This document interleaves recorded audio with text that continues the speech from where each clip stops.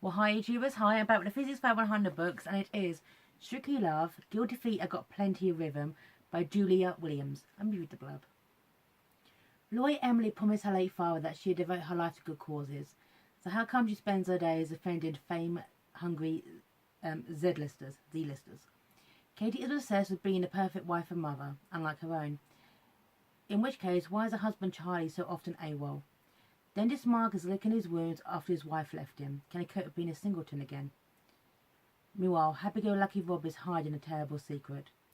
Isabella's dance classes allow the four of them to forget their troubles and reinvent themselves. They can be whoever they want to be. They set their feet to the talking.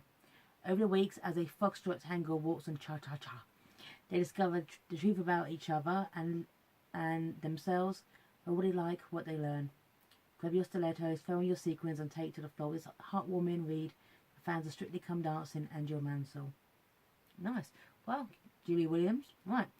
Interesting book, obviously, because it's got four people, four narratives, and it's kind of interconnected at various points. Right. This is it. Okay.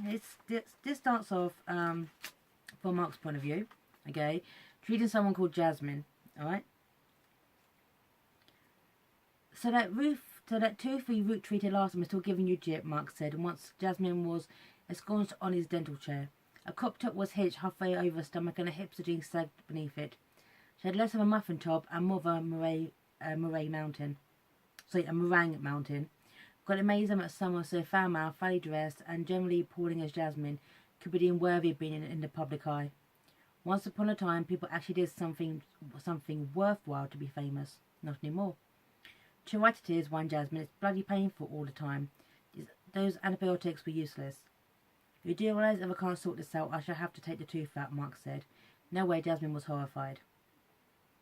You can't mess with my teeth, shrieked Jasmine. I've got a contract which says my teeth are my own. She's got a contract, growled Jasmine's mother from the sofa. Kayla found Jasmine everywhere, and Rottweiler-like was always on hand to defend her daughter's interests. So, yeah, that's kind of thing. And Jasmine is a Z-list that's being represented by Emily, and after it's leaked to the media that someone in Mark's office basically replace a tooth, okay? Mark's being sued, it all goes to court, it all comes out good in the end. It was a secretary. Listen, this book came out in 2008. I'm going to talk about it, okay? This book came out 10 years ago, okay? It's fun to talk about it. So, yeah, it was the receptionist who was blabbed out to the media, okay? You've got various points here, okay, with, like, the first time they're at dance classes, okay? And Emily's married to husband Charlie, who is just never around, meets Rob, okay, and Rob is friends with Mark, and so this is a gem from Rob. As it's your first time, Rob whispers to Mark, "I'll give you the pretty one, and I'll have the one with the fat thighs." Mark, who thought the not so pretty one had seemed rather nice, smiled awkwardly at Emily. "Shall we?" "If you like," said Emily. She felt awkward too.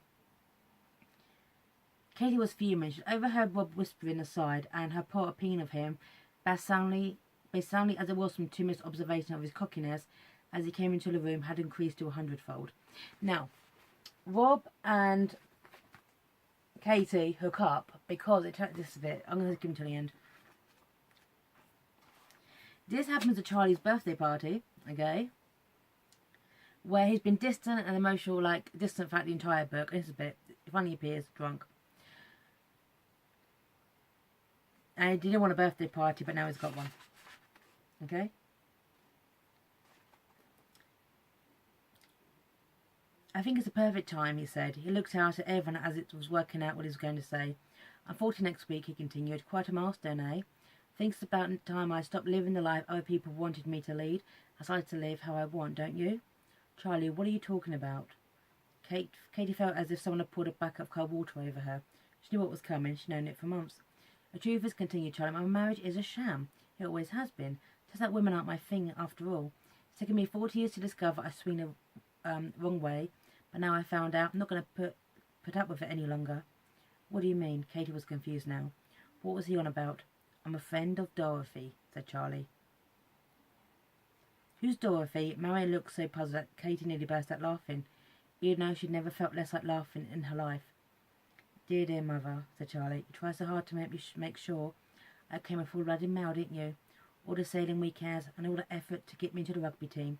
But it didn't work. I'm as queer can be. You're what? I'm gay, said Charlie. And for the first time in my life, I'm proud.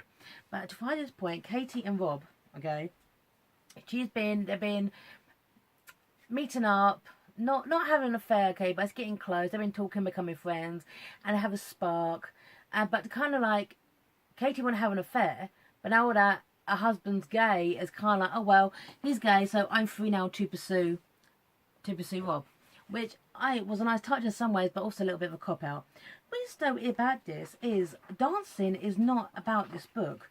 I thought there'd be a bit more dancing and there wasn't. This is just a story about these 4 people who are connected, interconnected, and the drama that they have. Mark hates lawyers. Emily is a lawyer. Mark has issues with his family, being single, trying to move on, ex-wife issues. Katie is just obsessed with being like, the step-up mother kind of thing because of her own history.